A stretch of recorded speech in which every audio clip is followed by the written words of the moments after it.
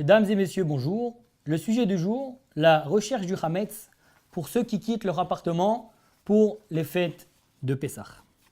Donc une personne qui veut vendre son appartement pour la fête de Pessah, les décisionnaires sont en discussion. Que fait-il en rapport à la recherche du Hametz? Étant donné que son Hametz ne sera pas à lui pendant la fête de Pessah et qu'il quitte son appartement, a priori, il n'y a aucune raison de rechercher le Hametz. Du fait que demain, étant donné que la vente a lieu en général le 14 Nissan au jour, dans la journée du 14 Nissan, si on veut aujourd'hui, c'est le vendredi, cette année, alors à ce moment-là, pourquoi rechercher le Hametz qui ne m'appartient pas?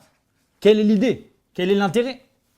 D'un autre côté, le soir où l'obligation de la recherche du Hametz tombe, qui est jeudi soir, le Hametz m'appartient encore à ce moment-là. Donc, on va dire peut-être que j'ai une obligation de rechercher le Hametz. Que fait-on dans ce cas-là? Le Mishnah Broura, donc le Rabbi Israël Meir HaKohen de Radin, nous dit, ramène des décisionnaires qui vont un de ce côté-là, l'autre de l'autre côté. Et en tout cas, dans le Chazon Ovadia, le Rabbi Ovadia Yosef, Zecher Tzadik Livracha, nous dit qu'on peut ne pas faire l'abdikat Hametz à ce moment-là. Mais il précise que peut-être il serait mieux d'accomplir la vente du Hametz le 13 Nissan, ce qui veut dire jeudi dans la journée. Il y a des rabbinim qui le font dans certains baté dinim, dans certains tribunaux rabbiniques, vous pouvez voir, où il y a un petit cocher, vous pouvez là-bas cocher dans la case et dire « Je veux que mon Hametz soit vendu le 13 Nissan ». Qu'est-ce qu'on gagne? On gagne en faisant ça que le Hametz, lors du moment de l'abdikat Hametz, n'est plus à moi. Et donc à ce moment-là, étant donné que je l'ai déjà vendu. Donc tout dépend à quel moment on quitte la maison et qu'est-ce qu'on va faire. Ça veut dire, je pars de chez moi cette année, donc mettons les dates au clair. Nous avons le 13 Nissan qui est jeudi. Nous avons le 14 Nissan qui est vendredi. Et donc Shabbat qui sera la fête de Pessah. L'abdikat Hametz en général a lieu jeudi soir à la tombée de la nuit. Maintenant, une personne qui part dans les 30 jours avant Pessah, étant donné qu'il y a une halakha qui dit qu'il faut déjà étudier la halakha de Pessah 30 jours avant Pessah, ça veut dire qu'il y a le din de Hametz qui rentre en compte déjà depuis 30 jours avant Pessah. Donc, prenez un exemple. Une personne qui part en vacances à partir de Rosh Chodesh Nissan par exemple, ou le 2-3 Nissan, il quitte son appartement. Que fait-il pour l'abdikat Hametz?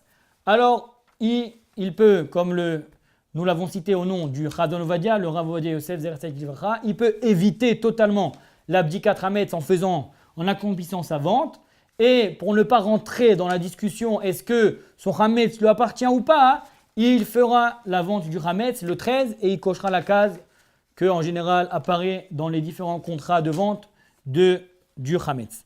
Maintenant, pour gagner peut-être cette mitzvah-là, qui est chaviva, les gens aiment ça, pour montrer aussi aux enfants le fait qu'on recherche le Hametz, comme ils l'apprennent dans les écoles et dans les GAN, dans les jardins d'enfants, etc. Ils apprennent la bougie, ils veulent rechercher, ils veulent voir comment papa fait cette recherche justement. Alors pour ne pas leur faire perdre cette recherche-là, nous pouvons vendre tout sauf un petit endroit de la maison que nous savons que nous avons nettoyé avant et là-bas, rechercher le Hametz. Si la recherche est effectuée pas le jeudi soir, tous les jours qui précèdent, elle sera faite avec bougie mais sans bracha. Si on part le vendredi, comme par exemple nous allons à l'hôtel en Israël, si quelqu'un habite à Jérusalem par exemple, il part d'ici ou même il est dans un hôtel sur Jérusalem, alors à ce moment-là, il fera la bracha à la maison et après il vendra son Hametz sans aucun problème. Et donc voilà la halakha pour celui qui vend. Je résume, une personne qui vend son appartement rempli de Hametz, il évite aussi le nettoyage à ce moment-là. Il est exempt, si on veut, de la recherche du Hametz. Cependant, les décisionnaires préfèrent et donnent une astuce, si on veut, de vendre le Hametz le 13 Nissan pour pouvoir justement éviter cette discussion qu'au bout du compte, le 14 au soir, ce Hametz m'appartient encore. Donc, telle est la halakha. Maintenant, que peut-on faire avant la recherche du Hametz, ça veut dire au début de la nuit de jeudi soir. Il faudra éviter de manger une grande séouda ou manger un grand repas ou manger des gâteaux d'un chiour de kabetza qui est à peu près 56 grammes à peu près. Il faudra éviter. On pourra manger des fruits ou boire de l'eau et des cafés, etc. pour ceux qui veulent. Il faudra éviter au maximum de s'arrêter, de rentrer dans un autre sujet, justement, de pouvoir attaquer directement à l'entrée de la nuit l'abdikat hametz, comme le traité de Psachim le dit au début, or les arba asar, bodkim et hametz, les or aner. Donc la veille du 14 au soir, on fera l'abdikat hametz. Ce mot or, qui signifie la lumière, nous dit qu'il faut au début, fin de journée, début de la nuit, ou encore, il y a encore des dimdou mechama, on appelle ça, c'est encore plus ou moins éclairé, obscur, c'est pas tout à fait nuit, c'est le moment idéal pour commencer l'abdikat hametz à ce moment-là. Maintenant, comment s'effectue la recherche du hametz telle qu'elle doit être? On commence par la bracha qui est Baruch ata Hashem, Elokeinu melech haolam, Asher kideshanu b'mitzvotav vetzivanu, al bi'ur hametz.